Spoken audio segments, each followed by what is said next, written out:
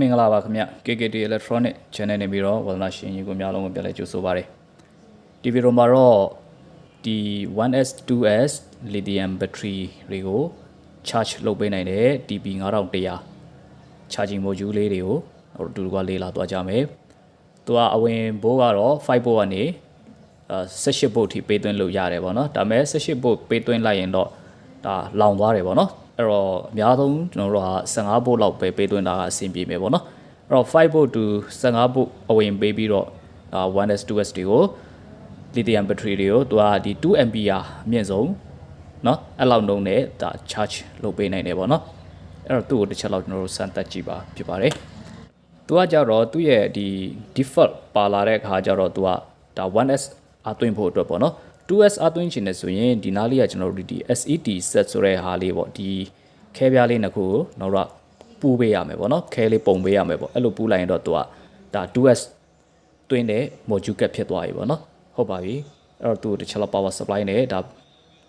အဝင်ပေးပြီးတော့မှကျွန်တော်တို့စမ်းပြီးတော့တွင်းကြည့်အောင်ပေါ့နော်ဒါတော့ဒါကျွန်တော် 1S ကိုစမ်းသွားမယ်ပေါ့နော် okay ဒီမှာ8 volt ဟုတ်ပြီကျွန်တော်အဝင်ကို5 volt ထားကြည့်မယ်ပေါ့နော်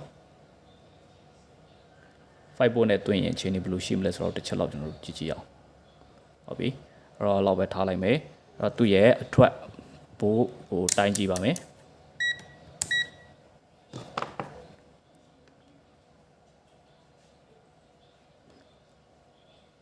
ထွက်ကတော့ဒီမှာ 4.2 ဒီထွက်တော့တွေ့ရတော့ 4.2 ဟုတ်ပြီအဲ့တော့သူ့ရဲ့ ampere ဘယ်လောက်ရှိသလဲ not ampere ဘယ်လောက်နှုန်းနဲ့တွင်းနေပေးနိုင်တယ်လဲဆိုတော့ကျွန်တော်တစ်ချက်လောက်တိုင်းဖို့ရန်အတွက်သူ့ကိုဒီမှာ 1S နော်ဒီ1S 2P ပေါ့အဲ့ဒါလေးကိုတစ်ချက်လောက်တော့စမ်းပြီးတော့တွေးကြည့်ပါမယ်အဲ့တော့သူအမြင့်ဆုံး2 ampere ထုတ်ပေးနိုင်တယ်လို့ပြောတယ်ပေါ့နော်ဟုတ်ပြီအဲ့တော့သူကဒီမှာအားမသွင်းတဲ့အခြေအနေမှာတော့ဒါမီးရတာအပြာရောင်ဖြစ်နေမယ်ပေါ့နော်သူကကြောက်တော့ဒါမီးရ2ရောင်ပါတယ်အနီရောင်နဲ့ဒါအပြာရောင်ပါတယ်ပေါ့သူကအားသွင်းလိုက်ရင်ဒီကောင်ကအနီရောင်ပြောင်းသွားပြီးတော့မှတော့ဒီဘေးကအနီလေးပေါ့ဘေးကအနီလေးလင်းပြီးတော့ဒါအားပြည့်တဲ့အခြေအနေမှာဆိုရင်ဒီအပြာကိုပြန်ပြီးတော့ပြောင်းသွားမယ်ပေါ့နော်အဲ့ဒါတော့သူ့ရဲ့ indicator light အခြေအနေကိုကျွန်တော်ပြောပြတာပေါ့နော်ဟုတ်ပြီအဲ့တော့သူ့ကိုဒီမှာ ampere ဘယ်လောက်နှုန်းနဲ့တွင်းပေးနိုင်မလဲဆိုတော့တစ်ချက်လောက်ကျွန်တော်တို့ကြည့်ကြည့်အောင် ampere က 1.29 5 volt အဝင်ပေးသွင်းတဲ့အခါမှာတော့ 1.29 ampere နှုန်းနဲ့အားသွင်းပေးတာကိုတွေ့ရတယ်ပေါ့နော်ဟုတ်ပြီ 1.29 အဲ့တော့ source ကနေဘိုးအား 4.6 လောက်ကျသွားပြီးတော့ ampere source ကနေတော့သူက 1.3 ampere လောက်ထိဆွဲရတာကိုတွေ့ရတယ်နော်ဟုတ်ပြီဒါ5 volt အခြေအနေဟုတ်ကဲ့ဘိုးအားကိုနည်းနည်းမြင့်ကြည့်မယ်ပေါ့နော်ဘိုးအားကိုနော်6 7 9 volt လောက်ကျွန်တော်ပေးလိုက်မယ်ပေါ့နော်9 volt ပေးသွင်းကြည့်မယ်9 volt အခြေအနေမှာဆိုရင်သူ့ရဲ့ ampere ကရောနည်းနည်းတက်လာမလားပေါ့တစ်ချက်လောက်ကြည့်ကြည့်အောင်ဟုတ်ကဲ့9 volt တော့ရောက်သွားပြီဟုတ်ပြီ9 volt ပေးသွင်းထားတယ်9 volt နဲ့ဆိုရင်ရောโอเค9 volt နဲ့ကြတော့ဒီမှာသူက2 ampere နီးနီးထွက်တာကိုတွေ့ရတယ်ဗောနော်အဝင် charging လုပ်ပေးတဲ့ current က 1.84 ampere ထိရောက်တယ်ပြီးတော့ source ကနေလဲဒါ1 ampere လောက်ပဲ current ဆွဲတာကိုတွေ့ရတယ်ဗောနော်ပြီးနောက်12 volt ထပ်မြင်ကြည့်မယ်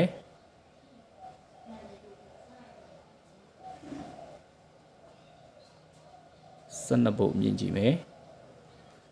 ပြီး12 volt မြင်လိုက်တယ်12 volt မြင်တဲ့အခါမှာသူလည်းပဲဒီမှာ 1.8 ampere နှုန်းလောက်နဲ့သွင်းတာကိုတွေ့ရတယ်ဗောနော် source ကနေတော့ဒါ 0.8 ampere လောက်ပဲဆွဲတော့တယ် charging current ကတော့ 1.8 ampere နှုန်းလောက်နဲ့အသွင်းပေးနိုင်တာကိုတွေ့ရတယ်ဗောနော်ဒါဆိုတော့ဒါလုံးဝကိုဒါမစိုးဘူးခေါ်ရမယ်ဗောနော်ဒါက 1S အတွက်တို့စမ်းသပ်တာဗောနော်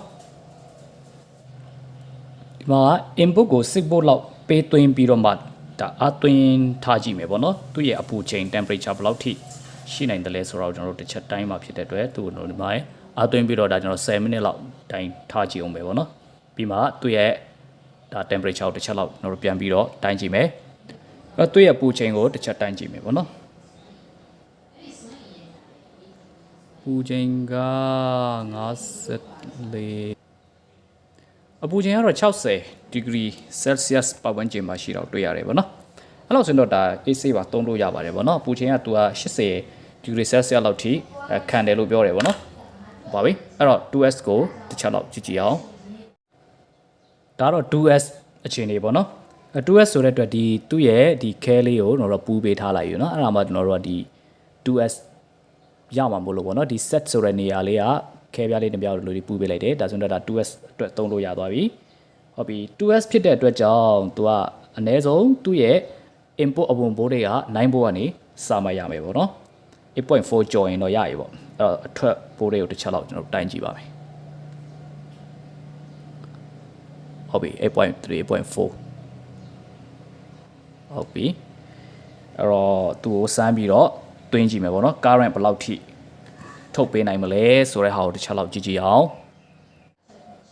ဒီမှာချိန်လိုက်ပြီ okay 1.2 ampere နှုန်းလောက်နဲ့အားသွင်းနိုင်တော့တွေ့ရတယ် source ကနေ 1.3 ampere လောက်ဆွဲတယ်ပိုအားလည်း8 volt လောက်ထိကြော့ကျသွားတယ်ဗောနော်ဟုတ်ပြီဒါ input 9 volt ချိန်နေပါဟုတ်ပြီအဲ့ဆိုရင် input ကိုကျွန်တော်တို့12 volt လောက်မြင့်တင်ကြည့်မယ်12 volt တွင်းရောကျွန်တော် 2A တွေဒီနီးလောက်နေပေါ့နော်အသွင်းပေးနိုင်မလားဆိုတော့တစ်ချက်လောက်ကျွန်တော်တို့လေ့လာကြရအောင်အဲ့တော့ဟုတ်ပြီ12 volt ထားလိုက်ပြီ input ကို12 volt တိုးပေးလိုက်ပြီအဲ့တော့ okay 1.2 input 12 volt ပေးရင်လည်းသူက 1.2 ampere နှုန်းလောက်နေပဲအသွင်းတော့တွေ့ရတယ်ပေါ့နော်ဟုတ်ပြီအဲ့တော့ကျွန်တော်တို့ 2S ကိုသွင်းမယ်ဆိုရင်တော့ဒီ input 9 volt လောက်ကနေစပေးရမယ်နောက်12 volt 13 volt 14 volt စသဖြင့်ပေါ့နော်အများဆုံးကဒါ15 volt အတွင်းပဲပေးလို့ရမယ်ဆိုတဲ့အတွက်အဲ့တော့သူက 1.2 ampere နှုန်းလောက်နဲ့ဒီ 2S battery ကိုအသွင်းပေးနိုင်တာကိုတွေ့ရတယ်ပေါ့နော်